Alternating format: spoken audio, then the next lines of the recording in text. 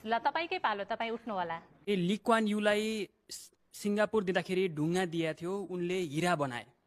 तर नेपाललाई तपाईँको हातमा दिँदाखेरि हिरा दिएको थियो, तपाईँले ढुङ्गा बनाएर छोड्नुभयो। अब यसको कारबाही कसलाई गर्नु? र अर्को ऐतिहासिक प्रश्न, सिङ्गापुर, अमेरिका, चाइना, बेलायत सबै प्रधानमन्त्रीहरू देशका अति उत्कृष्ट विद्यार्थीहरू मात्रै प्रधानमन्त्री भएको छन्। एउटा उदाहरणको लागि बेलायतको विगत 70 वर्षदेखि सम्पूर्ण प्रधानमन्त्रीहरू अक्सफोर्ड विश्वविद्यालयका छन्। नेपालको विगत 70 वर्षदेखि कुन चाहिँ हाम्रो मन बुझ्ने प्रधानमन्त्री हामीले कुन चाहिँ पायौँ? तपाईँले कहिले विस्थापित हुने? अति निराश भइसक्यौँ हामी। 4 चोटि 5 चोटि प्रधानमन्त्रीको लागि मात्रै प्रधानमन्त्री होइन, जनताको लागि प्रधानमन्त्री तपाईँ कहिले हुने? हेर्नुहोस्, नेपालमा चाहिँ जस्तो विद्यालय छ त्यही पढ्ने हो नि। हेर्नुहोस्, तपाईँले बर्ता बोल्दै हुनुहुन्छ तपाईँ। रिसले कुरा होइन नि। कहाँबाट ल्याउने? मैले अक्सफोर्ड कहाँबाट ल्याउने? अक्सफोर्ड विद्यालय नेपालमा त्रिपुर विद्या कहाँबाट अक्सफोर्ड विद्यालय ल्याउने? यहाँ त्यसमा अक्सफोर्ड पढाए बाँकी नेपालमा प्राइभेट स्कुल पाउने।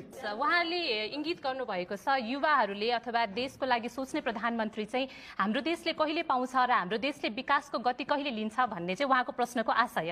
तपाईँले चाहँदै हुन्छ कुरा त होइन नि। तपाईँले चाहे जस्तो बोल्नुपर्छ भने के छ यहाँ? तपाईँले को अक्सफोर्ड पढाएको को पढाउँछ नेपालमा? अक्सफोर्ड तपाईँको इच्छा, तपाईँ व्यक्ति हो नि।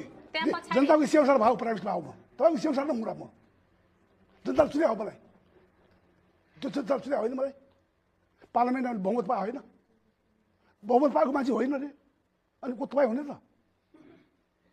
तर यसले एउटा प्रश्नले चाहिँ नागरिकहरू साँच्चै नै निराश छन् त्यो पदबाट, प्रधानमन्त्री पदबाट र उनीहरूले गरेका कामबाट। विगतमा भएका जति पनि कामहरू भए प्रधानमन्त्रीले गरेका कामहरू, नेपालमा धेरै कामहरू भएका छन्। के काम भएको छैन? यहाँ बाटो बनेको छ, विकसित भइरहेको छ। त किन विकसित भइरहेको छ? तपाईँ जनप्रतिनिधि हो भन्नुहुन्छ आफूलाई, यो चाहिँ उहाँको प्रश्नको सही उत्तर दिनुपर्छ। प्रधानमन्त्रीज्यू, कहाँबाट एक्सपोर्ट ल्याउने नेपालमा ल्याउने? यो चाहिँ खास जनताको निराशा बोलिरहेको छ जस्तो लाग्दैछ। हजुर, मैले बुझाएको छैन त भन्नुभएको थियो त्यहाँनिर नेताहरूले कस्तो केटाकेटी खेले जस्तो काम गरेको भनेर। केटाकेटी खेलेको काम गरे हो कि राजनीति त्यस्तै हो? केटाकेटीको खेल खेले जस्तो छ, केटाकेटी खेलेकै होइन।